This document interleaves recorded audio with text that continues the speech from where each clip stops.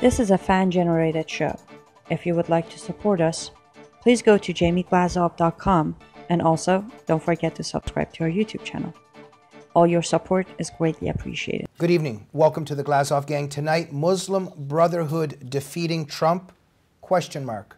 Backed by popular demand, Daniel Greenfield, a Shillman Fellow at the David Horowitz Freedom Center and the editor/writer of the blog The Point at frontpagemag.com. Daniel, what an honor and privilege to have you back. As always, the honor, the privilege, and the great thrill is mine. Annie and I were so relieved when you came on the camera, and we're still wearing the hat. Give us an update on the hat. You know, despite the best efforts of Los Angeles to completely corrupt me, a man has got to stick to his hat. Right now, look, we're just flooded with emails, Daniel. So many people asking so many questions about it. Just for a second here, some people are asking if you sleep with the hat on. No, I don't, but I do go out in public with it because the hat is also great for deflecting jihadi bullets and Muslim propaganda. Right, so the hat is intertwined in some way with conservative counter-jihad ideology, correct? Exactly. I mean, it's the first layer of defense. Right, and does the hat have a name? I don't think I'm going to go that far because you've got to draw the line somewhere. Right. Is there any opposition to the hat in your family or close circle of friends? Well, you know, my wife is getting around. She's coming around to the hat. She was somewhat skeptical originally with the hat, but then I pointed out that I could be wearing a top hat, so that really helped smooth things out. Last question. Let's say the last 4 or 5 evenings when you're going to sleep at night and just reflecting, and it's obvious that the hat is on your mind. What are 2 or 3 things you've been thinking about the hat? Well, I think the hat is fantastically inspirational. The hat reminds us of our great legacy. It reminds us of what we can be when we can aspire to be, and it also reminds us that occasionally we should switch hats and think outside the box. Okay, I hate to disappoint our viewers because due to the flooding of emails, they only want a show with you just solely focused on the hat and a discussion on the hat, and we promise we'll get back to it in our next episode, but we need to move on to the serious issues of our time. Daniel Greenfield, I think very, very sad developments. You've been writing about this at the blog, at your blog, The Point, and at frontpagemag.com. Look, we had these wonderful, beautiful people around Trump in the beginning, you know, Bannon, Gorka, Higgins, you know, and there was so much hope that there would be a legitimate and proper threat assessment of the Islamic threat, of the jihadist threat. And all of a sudden now, Bannon's gone, Higgins got fired, McMaster's getting rid of all the Islam realists, and one of the last hopes, just this honorable, heroic individual, Sebastian Gorka, and now he's left. Are we entering the third term of the Obama administration here, or what? This is really worrying. It's not a great situation. I wouldn't go so far as to call it the third Obama term, though there are far too many holdovers being protected at the National Security Council by McMaster, but certainly we're getting the kinds of leadership around Trump that, you know, we would have if Jeb Bush had won. And that's very sad. It's very deeply problematic. Now, we know President Trump does understand Islamic terrorism. He does understand that there is a jihad. He's spoken about it before, but unfortunately, he's kind of the deck around him of people who actually do get it. Islam realists has become very thin with the departure of Gorka. There's really the Security Council now consists of people who largely toe the line.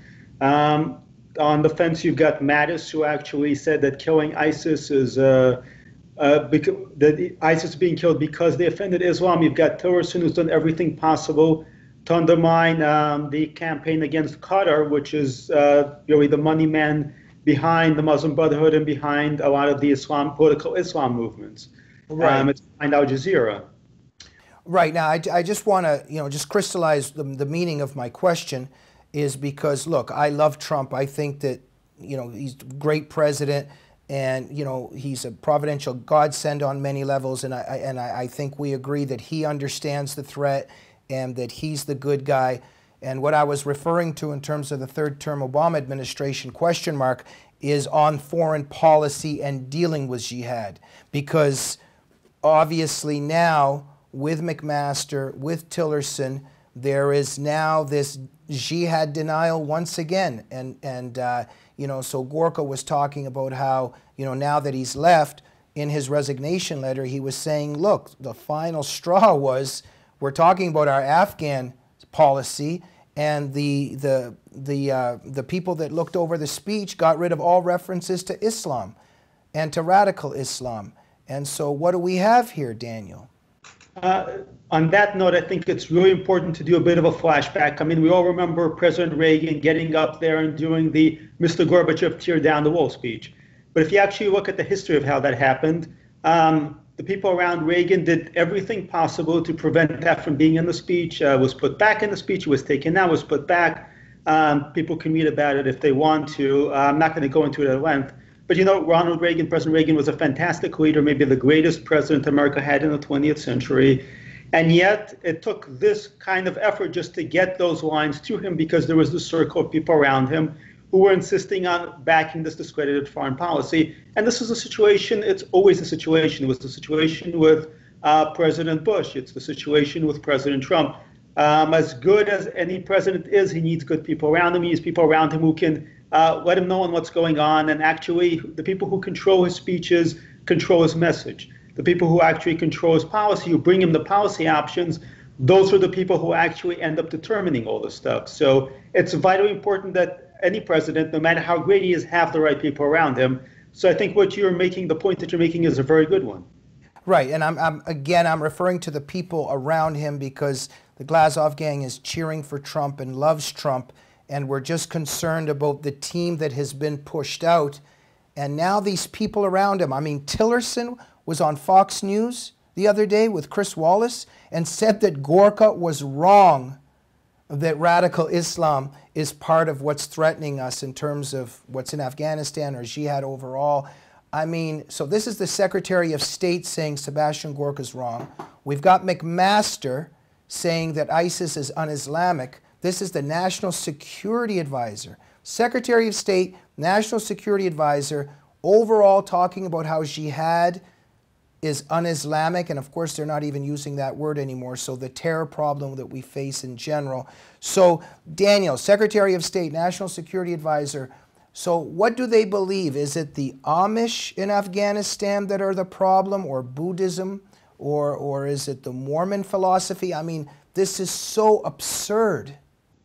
It's insane, but we're back to man-caused disasters and violent extremism. I was actually reading up a bit on McMaster's background today, and you go back to when he was in Iraq, and the first thing he told his men was, stop calling them Haji, stop using derogatory nicknames for the terrorists, try to understand them. And this is the guy who ended up here calling the shots at the National Security Council. The result is a complete disaster, and it's not surprising, because this has been the conventional view. This has been the only view that's been allowed for a while. Trump's victory broke through a lot of barriers. I mean, Hillary kept claiming that she was breaking the glass ceiling. This was the actual this was the actual glass ceiling that got broken. This was the punch through the Overton window that said we can actually talk about Islamic terrorism. We can talk about NAFTA. We can talk about immigration. We can talk about all these things that we were not allowed to talk about before. And that's why Trump's victory was so thrilling for so many people. And yet here we are, back again, the same old people like McMaster, like Tillerson, are setting the parameters of the dialogue. And they're telling Trump, they're telling us we can't talk about Islamic terrorism. We can't discuss any of this. We just have to pretend that it's a few bad people and that the Islamic State has nothing to do with Islam. Right. And so once again, you know, I'm referring to, because look, Stephen Coughlin in Catastrophic Failure, he meticulously documented that overall the Muslim Brotherhood is controlling American foreign policy in the context that there cannot be a legitimate threat assessment, an accurate threat assessment. We are not labeling the threat properly. And this is what Higgins wanted to do. McMaster got rid of him. And again, we're cheering for Trump because we know that however it's working, these bad people have surrounded him. So, Daniel, what can we do? What can citizens do, viewers of the Glazov Gang? I mean, how can Americans turn this around and get the right people around Trump again? I'm being asked this a lot. Obviously, the first thing that we need to do is we need to keep doing what we were doing under Obama, which was getting the truth out. At the end of the day, we can't just walk into the White House and change around the personnel. We don't have that kind of access. We don't have that kind of power. What we can do is keep making it clear in print, on the radio, on television, whatever we do have access to on the internet, that this is the issue, that this is the concern. And President Trump, Trump during the campaign became what he was because he began listening to the base. He began listening to conservatives. And if we're loud enough, if we're proud enough, if we keep getting the message, he'll get the message too. He'll realize that this is what needs to be addressed. And this is happening all the time because, you see him on Twitter. He's a dynamic guy. He is very much in tune with what's going on. And the more we talk about this, the more we make it clear that this is the issue, the more likely it is that there's going to be significant and meaningful change. Because at the end of the day, McMaster, Tillerson have gotten X amount of time to get results. And if they don't get results, then they're going to be on the way out. The one thing we certainly can see about Trump and his administrative capacity is that he doesn't tolerate ongoing failure for very long. So Tillerson is reportedly already kind of hovering around the exit. McMaster has gambled everything on Afghanistan. If there aren't results in Afghanistan, McMaster will go.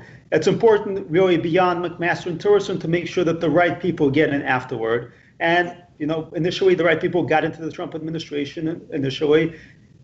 And then they were forced out by the same swamp. So this time around, we have to do what we can to bring people forward. You mentioned Stephen Coughlin, others who do get it, who can be put forward, who can be elevated to the point where it's understood that they actually get it and they can actually point the way out of the box and out of the swamp. What I think would just be beautiful if they got rid of the jihad deniers. Let's say National Security Advisor, they bring Gorka back, and his main advisors, Higgins and Stephen Coughlin, and then all of a sudden they call Daniel Greenfield to fly into Washington, and you jet over there, and in your first meeting, they say, under a minute, Daniel, what do we need to do to confront jihad? What would you say to Higgins and Gorka in that meeting?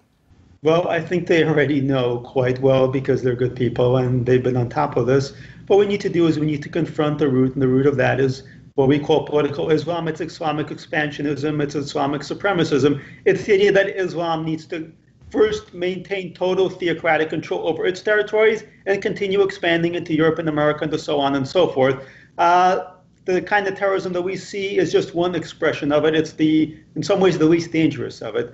Demographics is really the most absolutely dangerous aspect of it. The organizations that have been set up in the West are probably the incarnation of the Muslim Brotherhood structure here. So CARE, ISNA, all of that.